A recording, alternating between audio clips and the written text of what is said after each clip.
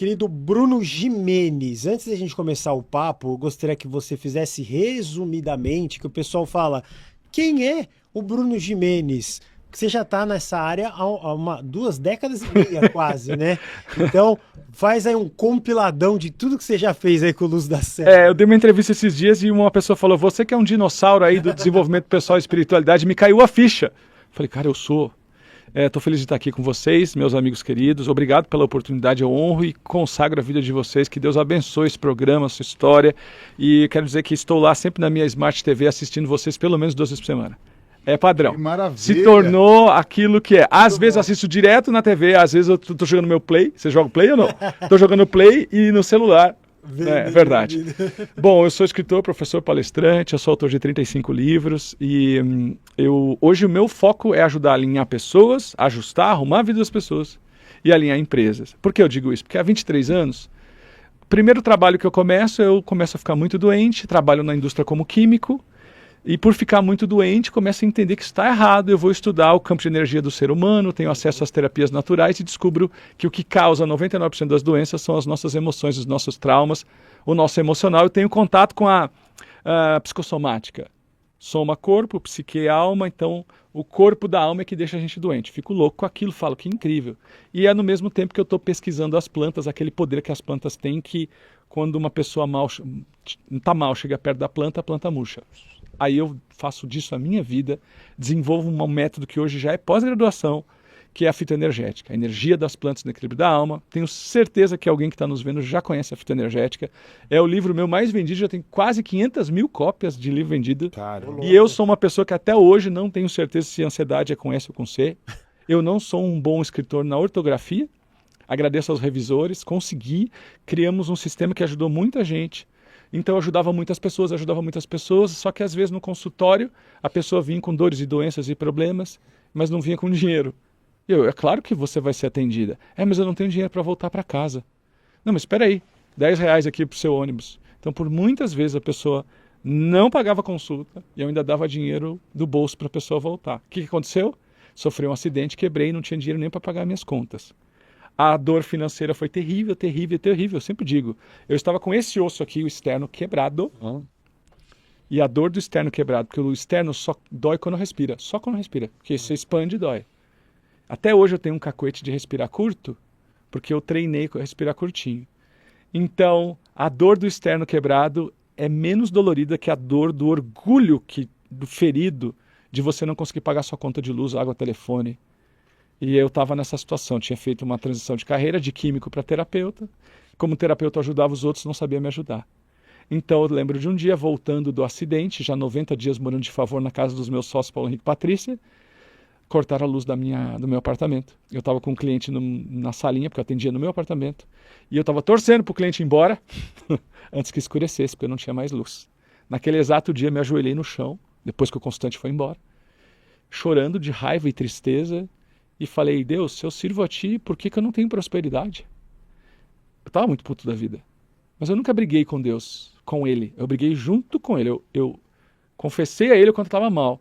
E eu chorei 1 ou 2 minutos e depois eu dei 2 socão no chão, ergui as mãos para cima e falei, se eu trabalho para Ti, eu vou prosperar. E nem que seja a única coisa que eu faça na vida. E a última, eu vou ser rico. Porque se eu trabalho para você e você é prosperidade, não pode ser essa espiritualidade. Porque vocês conhecem bem esse mundo, nós espiritualistas temos muito problema com dinheiro. Eu recentemente vi um podcast que vocês receberam uma moça aqui e ela estava falando quanto o espiritualista demoniza dinheiro. Ele vai para um lado e parece que ele está indo contra. Aí eu fui aprender sobre isso. Comecei em 2006, quando deu 2012, 2013 eu olhei para a minha vida e falei, sou rico. E rico, quando eu digo para vocês, eu posso parecer meio idiota, mas tenho que contar minha história. A versão do que era ser rico em 2013 e do que eu tenho hoje é diferente. Na riqueza tem dinheiro e pronto. Mas se você não ama o que você faz, não tem nenhuma riqueza maior do que vocês estão aqui no trabalho de vocês, estão felizes com o que trabalham. Tem dias e tem dias. Mas quando 70% do dia da gente faz o que gosta, consegue honrar as contas, viver, viajar, o Ale viaja mais que todo mundo, né? O Ale é um cara internacional, viaja para lugares lindos, eu sigo. Graças a Deus. E quando ele tá viajando, eu tô no seu stories, tô sempre te olhando. Pô, Monte Shasta foi demais, hein? Foi, eu preciso postar sobre isso. Eu tô curiosão para saber um programa sobre isso aí, né? É. Então daí comecei a prosperar o dia que eu falei, sei prosperar. E continuei, 2013, 14, 15. Estou no Teatro Gazeta, não, no Teatro Rebouças, Túnel Rebouças, sabe? Estou fazendo um evento com esse nome aqui, ó, Propósito Inabalável. E do meio do nada me dá um ciricutico, eu ergui a mão para cima, falei, eu aprendi a enriquecer, eu vou ensinar quem quiser. Dali, 2017 em diante, eu coloquei isso como missão de vida. Nesse caminho nós fizemos umas 40 maratonas. Se a gente unir o que a gente já fez sobre prosperidade, nós somos o maior conteúdo continuado, gratuito, sobre metafísica e mentalidade próspera do mundo. Supera Tony Robbins, Bob Proctor, não falei que é com mais visualizações, mas em quantidade é. E nunca mais paramos. Eu escrevi 12 livros sobre o assunto desde lá para cá. Eu acho que quando Deus vai dando a oportunidade para você, você vai pegando e vai fazendo. Porque tem aqui o próprio livro novo, fala, tem o tempo de Deus. Aí chegou uma hora que a gente prosperou, então a gente passou por vários assuntos, alinhamento familiar, dores e doenças, propósito de vida, espiritualidade raiz, espiritualidade mais leve. E chegou uma hora que a gente virou uma empresa para fazer isso. Que as pessoas não valorizam quem está mal vestido. Não fui eu que inventei. Se eu pudesse, eu andava com roupa Maluf em 94, amigo. Rasgado aqui. Eu estou falando sério, eu gosto de me vestir mal. Eu gosto de me vestir mal. Só que quando alguém quer pedir ajuda, ela vai pedir ajuda para quem passa uma ideia de credibilidade. Na nossa sociedade, credibilidade é ser o menos feio possível, o menos despiorado possível. Ou seja, se você não veio muito bonitinho de fábrica, que você dá um tapa, para que você possa servir a pessoa, ela vai ter o julgamento primeiro. Então, uma coisa que eu aprendi, o julgamento vem antes. Não foi eu que inventei, gente. O julgamento vem antes. Então, espera aí, fomos montando uma empresa em que a gente foi empacotando as coisas legais, fomos entendendo o poder do visual, porque depois que eu já conheço você, que eu já te conheço, você pode vir feio, barbudo, sem barba, cabeludo, descabelado. Eu já gosto de você, já passamos essa fase. Mas até você me validar, eu tenho que viver essa fase. Então nós começamos a mostrar para as pessoas, aí veio o digital, e nós somos os primeiros na nossa área a vender cursos online. Todo mundo nos criticou, vocês estão só vendendo as coisas. E eu aprendi uma coisa, gente, não tem forma melhor de ajudar o seu cliente, senão vendendo uma coisa boa para ele.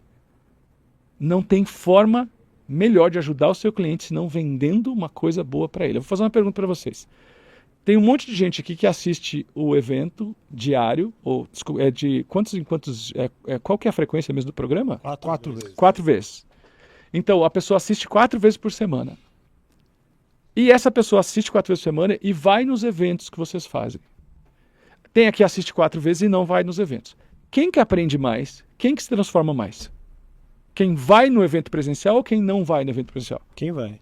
É que o nosso evento presencial ele é muito incrível. Particularmente, ele é muito. Todo mundo que vai sai abalado e transformado positivamente. Então, qual é a melhor forma de você ajudar seu cliente? No gratuito você ajuda pra caramba? Vocês me ajudam demais. Vocês fazem minhas noites melhores. Os conteúdos me inspiram. Às vezes eu estou no campo de energia do Gaspareto assistindo ele aqui.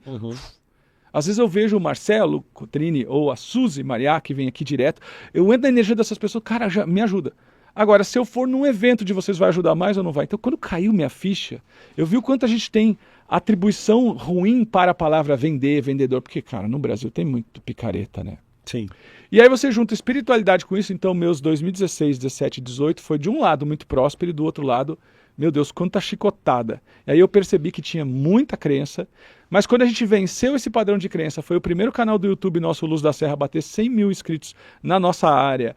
Foram vários níveis, vários números. Começamos a ser convidados para palestra, porque tem aquela escala. Primeiro todo mundo ridiculariza, depois combate, depois critica, até que vira uma realidade. Quando virou uma realidade, as mesmas pessoas que criticavam começaram, como é que vocês fazem? Como é que vocês têm uma empresa? E hoje, nesse momento, meninos, a Luz da Serra, uma empresa de 2 terapeutas esquizotérico, abraçador de árvore, é a melhor empresa para se trabalhar até 99 funcionários do Brasil. Você acredita nisso? A empresa de 2 bicho grilo que falava de espiritualidade que até a nossa família não entendia e alguns criticavam. Nós conseguimos levar. Então, eu acredito que o nosso nicho, e vocês são, cara, não, vocês me conhecem, eu não estou puxando saco.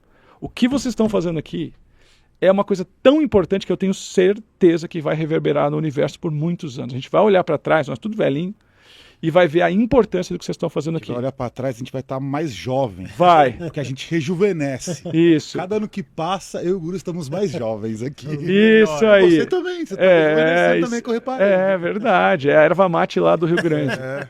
Então, cara, aí chegou esse momento que eu entendi. Pô, a gente ajuda a pessoa com luto de animal. Você sabia que nos Estados Unidos, hoje, a depressão por perda de animal é maior do que a depressão por perda de gente? Segunda coisa, a profissão que está mais com casos de suicídio só perde para a pessoa que retorna, o soldado que retorna de guerra, é o médico veterinário. A pressão sobre ele está tão grande, porque para o bichinho a gente coloca um emocional pesadíssimo. Nesse dia que a gente está aqui, o meu animalzinho de estimação fez a partida, o Arjuna Augusto, 18 anos de vida, meu gatinho preto. Então, as pessoas têm mais conexão com o animal do que com a pessoa. Ia falar que é a minha mãe, mas não posso falar. A minha mãe fala, quando meu avô, o pai dela, partiu, ela sentiu muito. Mas quando o Tom, um cachorro da família de anos, ela sentiu mais. Porque, assim, o animal, Não é? o animal ele não te julga. Não. O animal ele não te oprime. O animal ele não te critica. Ele não te humilha diariamente. Então, assim, é muito mais fácil amar um animal que tá ali para te entregar amor do que, de repente, uma pessoa que tá todo dia com você e só te critica, só fala mal, só te rebaixa, só te julga o tempo todo, só te coloca dentro de uma esfera de controle e opressão. Porque é isso que acontece, né? Para pensar, é isso, né? Relacionamento virou isso, infelizmente. Sabe Desculpa, minha intervenção aqui. É maravilhoso ouvir vocês. O Urama, que é o cachorrinho do Wagner Borges, mudou o Wagner. Verdade. Não é? Um abraço para você, Wagner. Eu não estaria aqui se não fosse você, amigo. Você é muito importante na minha vida. Em 2006 ele abriu as portas da Rádio Mundial para mim e tudo mudou. E isso é uma coisa que eu faço, é honrar sempre. Por isso que eu estou honrando vocês também, porque o que vocês estão fazendo por nós, por todos, é muito grande. Então chegou uma hora que a gente começou a ver, a pessoa está brigando com a família, a gente sabe ajudar.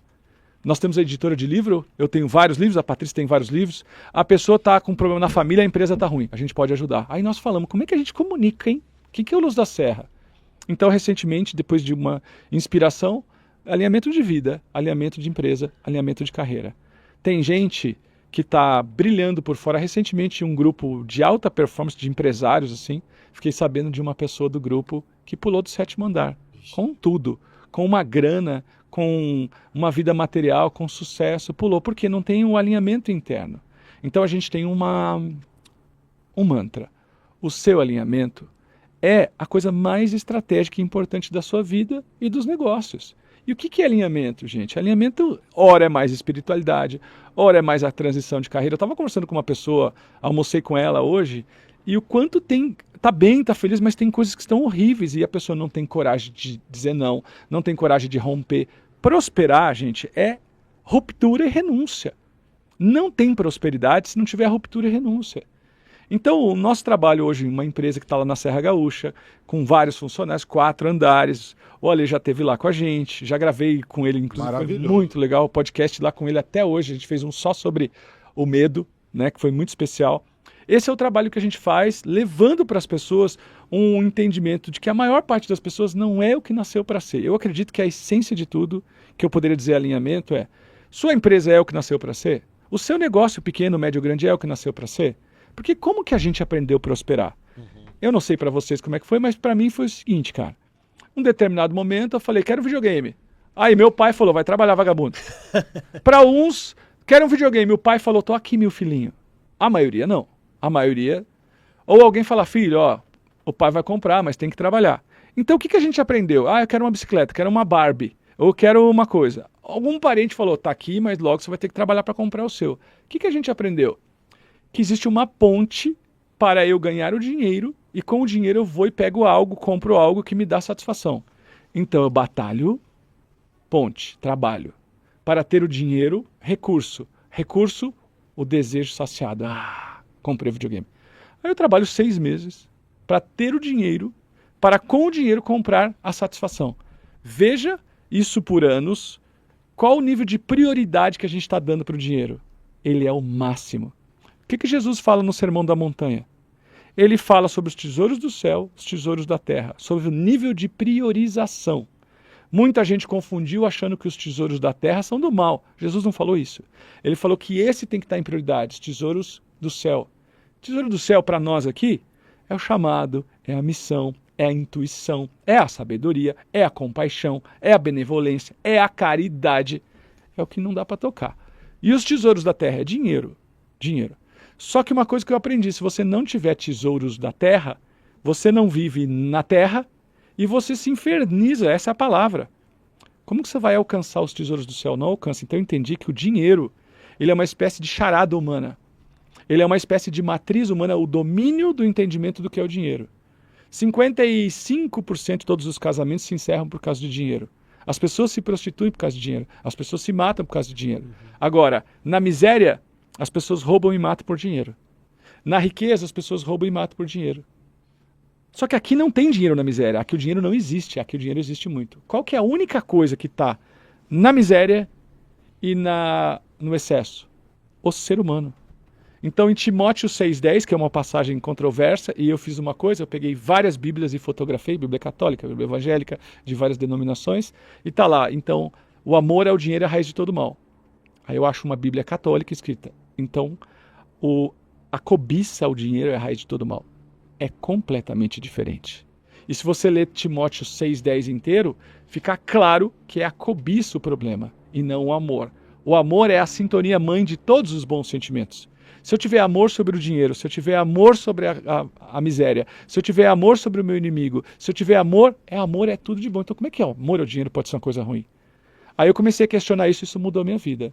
Vender é ajudar uma pessoa. E dinheiro é um fluido para conseguir as coisas. Se não tivesse dinheiro, não tinha esse microfone. Ou teria um microfone pior que o som não chegaria bom. Então eu falei, eu preciso mudar e eu preciso levar para as pessoas e eu tenho uma missão. Conectar tudo. Conectar essas duas coisas. E a partir do momento que eu entendi isso, eu comecei a levar para as pessoas. O alinhamento, ele parte de ajudar a ajustar a sua missão, o seu dinheiro, a sua espiritualidade, o seu chamado. E eu acredito que os Códigos Espirituais da Riqueza, que é um dos temas que vamos falar aqui hoje, ele é isso, ele é a mistura de tudo. E sabe quando que me veio a inspiração desse livro, meu querido guru? Eu fui viajar para Machu Picchu a primeira vez na vida. Você já deve ter ido lá algumas vezes, né? Não, Machu Picchu ainda não, por acaso. É Mas sério? quero conhecer. Vale a pena ir, inclusive tem que ir logo, viu? Porque Então, a cada ano tá diminuindo, eles quando eu estão, fui ver, falaram. eles estão... Fechando o cerco, É. né? E eu cheguei lá e eu tive uma experiência em Cusco, não foi Machu Picchu, mas em Cusco. A gente contratou um xamã para fazer uma cerimônia com a gente, especial inclusive. E lá a terra falou comigo. É a primeira vez na vida que eu senti uma força vindo da terra, nunca tive essa sensação. E ela falou, tá na hora de juntar tudo, agora é mundo próspero, não é para você mais. Porque se eu estou dando palestra para a empresa, eu sou um Bruno que muda a minha forma, a linguagem, acho que faz sentido. E eu falo nessa abordagem. Se eu estou dando palestra para um grupo espiritualista, falando sobre canalização, implante extrafísico, é um jeito. Se eu estou falando para um grupo metade, é outro jeito. Aí me veio a intuição e falou, chega, agora o trabalho do Luz da Serra é uma coisa só, mundo próspero. Aí eu escrevi esse livro como uma tentativa, como um objetivo de trazer tudo isso junto. A espiritualidade, o propósito, o dinheiro, a manifestação. Porque dinheiro é para liberdade. Dinheiro dá poder. Poder de ir e vir, poder de dizer sim ou de dizer não. Poder de você falar, cara, amanhã eu vou tomar café com um amigo meu. Eu vou comprar uma passagem daqui até Curitiba. Em cima da hora eu vou lá, porque isso é valor. Então isso é liberdade. Quem não paga as contas não é liberdade, não é livre.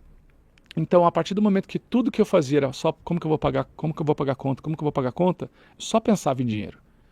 E vai justamente contra o Sermão da Montanha. Outra coisa, as pessoas dizem que os ricos só pensam em dinheiro. Eu tenho muito amigo rico. Inclusive eu almocei com um multimilionário, 33 empresas. Ele não falou de dinheiro em nenhum momento. As pessoas ricas falam dos sonhos, falam dos objetivos, falam de caridade, falam de desejo, falam de próximo projeto. E eu já fui lascado. E lascado você só pensa, quanto fica? Vamos rachar? Vamos rachar Uber? Vamos não sei o quê? Posso pagar amanhã? Dá para fazer em 3 vezes? Tem desconto? Me dá de presente? Faz sentido? Eu não quero ser essa pessoa, eu quero ser uma pessoa que pensa no meu propósito. Então eu orava para Deus, falei, deixa eu só pensar no meu trabalho, não pensar em dinheiro. Mas eu tive um chamado que eu não podia aprender tudo que eu aprendi e não levar para as pessoas. Por isso que hoje eu escrevo muito, eu faço muito curso, eu faço muita palestra, eu faço muito vídeo, eu tenho 4, 5 canais no YouTube, eu publico muita coisa, 70, 80 conteúdos por mês nas redes sociais, no YouTube. E é isso um pouco do que a gente faz. Espero que esse podcast a gente possa ajudar aquela pessoa e que esteja a fim de prosperar, que esteja a fim de fazer uma mudança, mas o ponto vem. Para ter o que eu não tenho, eu tenho que ser quem eu não sou. Prosperidade exige duas coisas. Se caísse a internet, Deus o livre. Agora, duas coisas. Primeiro, tem que decidir. Tomar a decisão. Não pode ficar, eu quero dinheiro, eu quero manifestar, eu vou cocriar. Não fica com esse papinho se você não tomou decisão. E a segunda coisa, para ter o que eu não tenho, eu tenho que ser quem eu não sou. Qual é a pessoa que eu tenho que me transformar para prosperar? Qual é a pessoa que eu tenho que me... Vamos pegar um fisicultor, um bodybuilder. Ele participa de campeonato. Que pessoa ele tem que se tornar para ele ganhar primeiro lugar? Uhum. Eu atendo uma pessoa importante. E eu vi o caminho dessa pessoa importante, conhecida, para ser o que ela é. Eu vejo o treino que ela faz, eu vejo a dedicação e o estudo dela. Então, para ser o que essa pessoa é hoje, o que ela teve que ser? Ela deixou de ser uma pessoa normal e passou a ser uma pessoa extraordinária. Esse é o processo da prosperidade.